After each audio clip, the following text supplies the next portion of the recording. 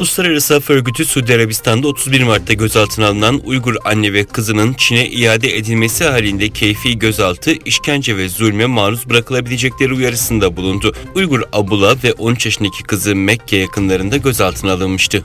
Abula, Kasım 2020'den beri suçlama olmaksızın Suudi Arabistan'da gözaltında tutulan Ruze'nin eski eşi. Örgütten yapılan açıklamada polisin Abula ve kızına hali hazırda gözaltına tutulan 2 Uygur erkekle beraber Çin'e sınır dışı edilebileceklerini söylediği belirtildi. Kanada Federal Mahkemesi, Çin'in Uygur Türklerini zorla çalıştırarak imal ettirdiği mallara ithalat yasağı konulması talebini reddetti. Acil yardıma muhtaç mültecileri destekleyen Kanadalılar isimli insani yardım grubu ve bu ay ölen eski kabine bakanı David Kruger tarafından açılan davada Federal Mahkeme Başyargıcı, Uygur Türklerinin zorla çalıştırılması sonucu imal edilen mallara ithalat yasağı konulması talebinin reddine karar verdi. İsrail'de Yahudilerin kutladığı Hamursuz Bayramı için Çin'den gönderilen bir hediyede casusluk cihazı bulunması ülkedeki istihbarat kurumlarını harekete geçirdi. İsrail İç İstihbarat Servisi, Shin Bet, ülkedeki Çin Büyükelçiliği'nin Bilim ve Teknoloji Bakanlığı'na hediye ettiği bir termos üzerinde dinleme cihazı olduğu düşünülen bir nesne bulunması üzerine inceleme başlattı.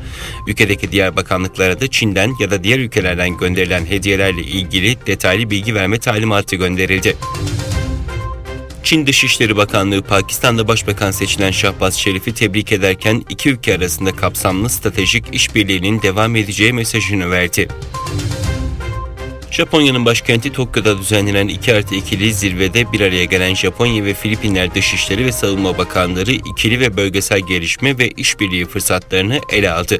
Japonya ile Filipinler Dışişleri ve Savunma Bakanları, Güney ve Doğu Çin Denizi'nde tansiyonu yükseltecek faaliyetlere karşı çıkılmasında anlaştı.